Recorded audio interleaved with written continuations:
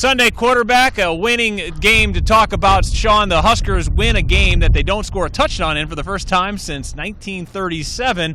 This one was an all-timer in terms of memories being made for seniors leaving on senior day. Yeah, I've been coming to Nebraska games, Andy, a long time, and I don't remember very many games like this with the conditions, the wind, the cold, and Nebraska, without one of their best players, J.D. Spielman, had to find a way to win this game and fight. And it was the kind of game Michigan State wanted. They wanted to kind of make it ugly. They tried to bully Nebraska with some kind of cheap shot. I'll call them cheap shots because there were some cheap shots Michigan State laid on Nebraska that did not get called. And give Nebraska credit. They kept their composure and they stood right back up to the bully. And fitting that a bunch of seniors really contributed to this win on senior day. Let's start with Devine Ozigbo. Goes over 1,000 yards, first Husker rusher to do that since 2014. And he made the big yards count late. When they needed a first down, Devine Ozigbo got them a first down. Yeah, there weren't a lot of run opportunities in this game for big yards, but he made 2 or 3 of the big ones.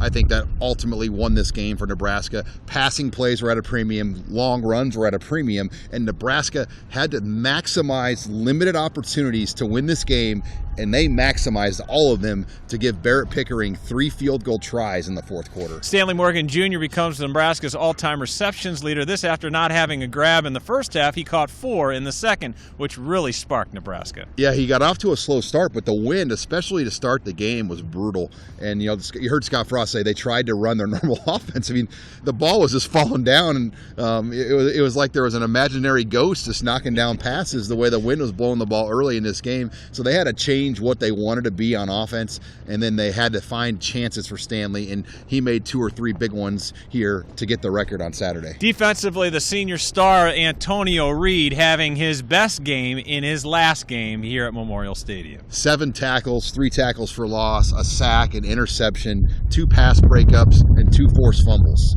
I mean, you talk about a day for Antonio Reed. By the way, he wasn't even a black shirt going into this game, so an impressive way for him to end his career. Yeah, he was a yellow shirt going into this game. We'll see if that changes this week. And as a whole, I just think it's a nice way to go out after a season full of ups and downs. It started out down. This team is trending upward. Yeah, and it really gives this season some credibility even more so. I don't know on the outside if a lot of people are like, okay, Illinois, Bethune-Cookman, Minnesota, great. Right. You're Nebraska. You should beat those teams. This is a give this season a notch of credibility type of win for the program because they really hadn't had a marquee Big Ten win probably since they beat Michigan State in 2015. They really had not had a game where they took down a really good program like this, a team that was ranked a week ago before they had gotten beaten by Ohio State. Yeah, we'll see if that carries over on Black Friday when the Huskers go take their show on the road, the final game of the regular season at Iowa. It's on Black Friday at 11 a.m.